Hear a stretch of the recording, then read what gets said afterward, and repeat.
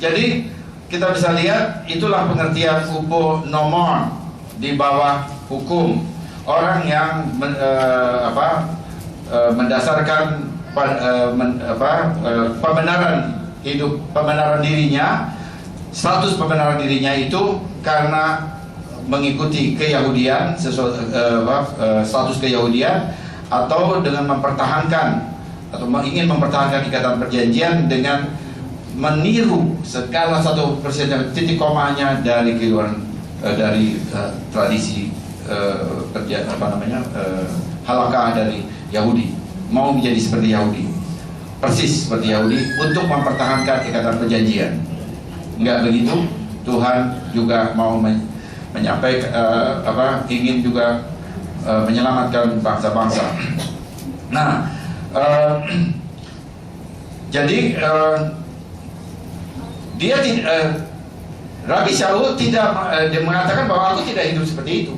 Jadi dia percaya bahwa dia dibenarkan, dia orang Yahudi, dia dibenarkan oleh iman. Sama seperti siapa? Seperti Abraham. Abraham dibenarkan oleh iman, baru setelah dia dibenarkan oleh iman, dia udah benar di depan Tuhan, nggak ada masalah dengan dia lagi. Baru dia ambil tindakan sunat. Jadi sunatnya itu bukan untuk pembenaran, bukan karena kalau kurang-kurang dikit aku udah disunat. Nggak ada itu istilah seperti itu.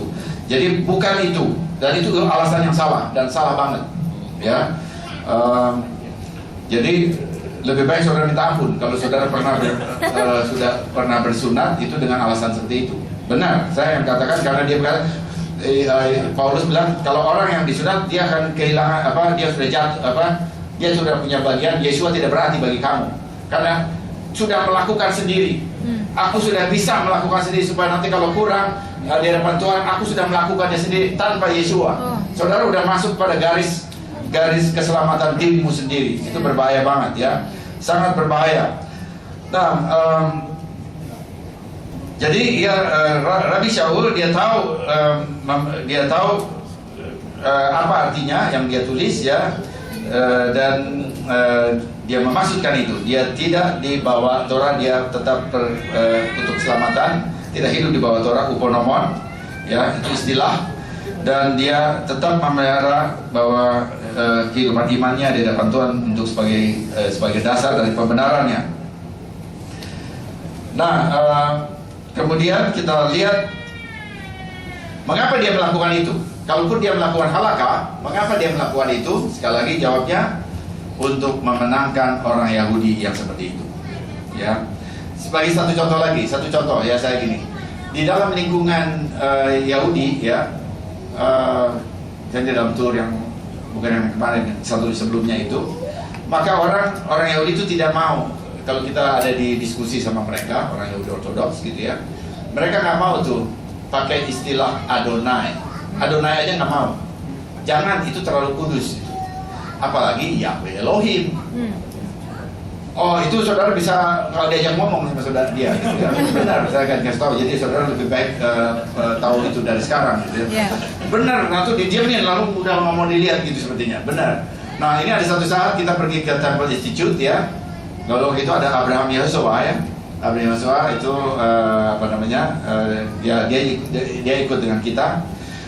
Dia orang Yahudi, dia di bar mitzvah, ya, umur 13 tahun. Jadi Yahudi banget gitu, ya, udah bar mitzvah. Tapi dia dibesarkan di Amerika. Dan dia mulai pertama terbuka kepada hal-hal rohani itu melalui orang yang bersaksi tentang Yesus Kristus kepada dia. Yang kemudian adalah Yeshua HaMashiach. Tapi dia Jesus Christ, ya. Waktu dia pertama betul mulai serius pada kehidupan agamanya, itu Jesus Christ, ya. Nah, jadi dia itu kemudian dia aliyah ke Israel. Ya, saya kenal melalui ini Pak Hans, ya. Kemudian dia itu lihat dengan basis bahwa iman seperti tadi Rasul Paulus, iman, maka dia sangat selektif terhadap halakah, ya, sangat selektif dengan halakah. Jadi halakah mengatakan bahwa jangan Adonai jangan menyebut nama Tuhan dan sebagainya, itu dibilang loh, saya menyebutnya tidak dengan sembarangan kok gitu ya. Dan Adonai juga itu kan bukan juga nggak langsung Yahweh Elohim gitu ya. Jadi dia tetap dia gunakan dalam sehari-hari, dan saya juga menggunakan Adonai biasa saja gitu. Tapi pada suatu saat kita sama-sama ada di Temple Institute dan diskusi tentang bait suci ketiga ya. Benda-benda itu yang katanya juga dipersiapkan untuk bait suci ketiga katanya menurut orang itu ya. Jadi dia pakai Adonai, langsung ditegur tuh, anaknya 20 tahunan aja tuh. 20 tahunan tuh, anak perempuan lagi Yahudi ya, yang memimpin itu diskusinya. Kita udah tua-tua nih padahal gitu ya. Dia bilang jangan pakai Adonai. Nah terus dia ini apa? Dia bilang ya, tapi kan saya tidak menyebutkan apa yang dikatakan dilarang oleh ini. Ya tetapi pokoknya jangan pakai Adonai. Dia itu Yahudi sama Yahudi ini diskusi begitu ya. Nah jadi dalam lingkungan itu kita udah nggak bisa. Kita pakai Hashem oke. Pakai Hashem oke. Jadi di lingkungan itu ya jangan kita pakai begitu. Nah itu artinya kita menundukkan diri untuk ada di dalam halakahnya mereka. Itu Paulus begitu di hadapan Yahudi yang begitu, dia juga begitu. Jadi dia nggak bilang dia sesumbar dan kemudian menantang, tidak ya. Dan barangkali ini saya mau berikan ini kepada orang-orang yang dengan basis sacred neighbor. Saudara pergi ke sana diskusi sama Yahudi, betul saudara nggak akan dibungkus ya, betul saya ingin kasih tahu ya, lebih baik jangan ya. Nah jadi apa namanya bersama-sama seperti itu. Tetapi nanti di dalam lingkungan kita ya pakai Adonai biasa, nggak ada masalah. Kita juga bisa memakai Yahweh Elohim ya, dan itu juga hal yang sama juga di sana waktu di Filipina. Rabbi John Fisher, bagaimanapun dia adalah rabi ya, dia mesianik, dia rabi ya. Dia rabi dan dikatakan kalau lihat ini kamu dapat ini pakai saja the Lord gitu, pakai bahasa Inggris, pakai the Lord. Karena di Filipina juga ada yang udah mulai pakai Yahweh dan itu ya, dia pakai saja the Lord. Jadi waktu dia ngomong begitu kita ikut dia, jangan ditentang, jangan di-argue ya, nggak usah, ikuti aja. Dia tahu kalau dia suruh menjelaskan nama Yahweh Elohim, dia lebih tahu daripada sacred neighbor. Saya ingin tahu. Dia bisa jelasin lebih banyak aspek dari itu ya, daripada ini. Oke, jadi itulah bagian yang kedua ya. Ayat 21 sekarang. Nah, tadi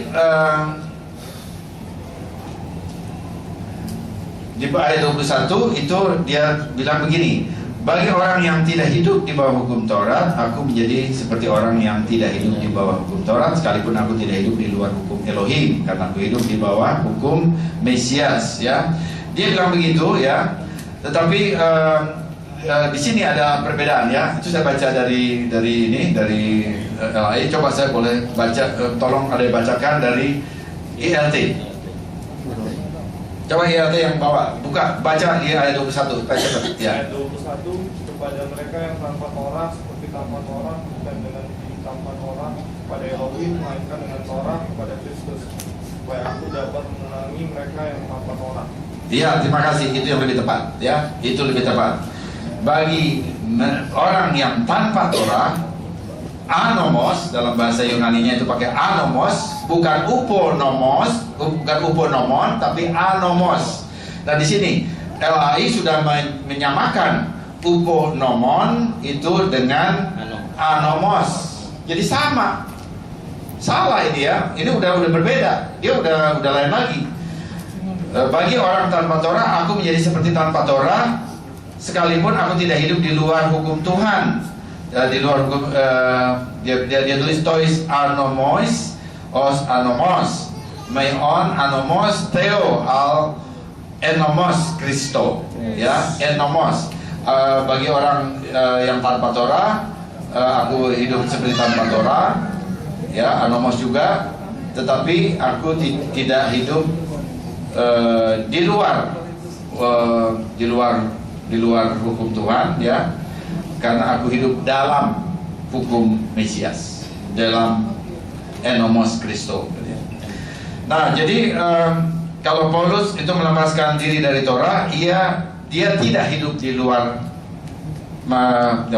Kalau dia hidup dia melepaskan diri dari Torah, ya seperti yang dikatakan oleh pikiran orang Helenis, maka dia sebetulnya hidup di luar hukum. Dia udah nggak mau pakai lagi hukum itu. Jadi artinya dia di luar hukum itu. Tetapi ini dia tidak pernah mengatakan begitu. Tapi dia berkata bahwa dia tidak hidup di luar hukum Tuhan, bahwa dia tetap, walaupun dia tidak hidup di bawah Torah, dia tetap hidup tidak di luar hukum Tuhan. Dia ada di dalam hukum Tuhan.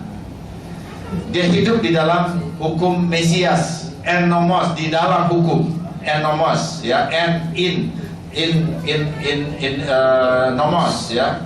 Jadi dia hidup di dalam hukum Tuhan. Nah, yang begini kan nggak kelihatan di dalam terjemahan ini. Karena itu waktu orang baca ini, langsung dia berkesimpulan sama seperti orang-orang umumnya yang tahu berbahasa Indonesia. Oh, dia sudah melepaskan Torah, dia udah buang Torah. Ya untuk apa kita juga lakukan ini? Ini memang nih akar Ibrani ini cari-cari aja masalah.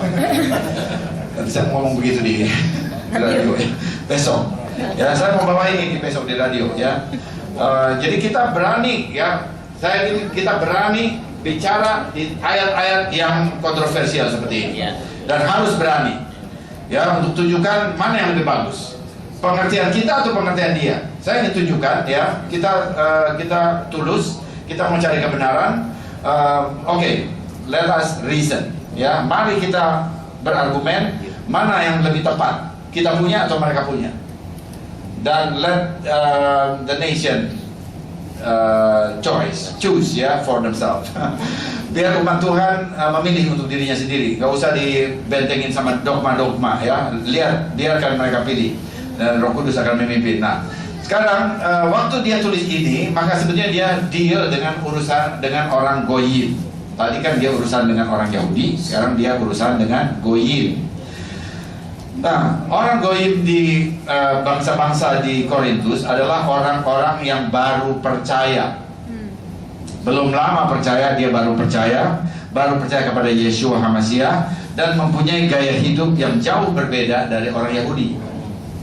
Kota Korintus adalah kota besar, utama pada waktu abad pertama ya.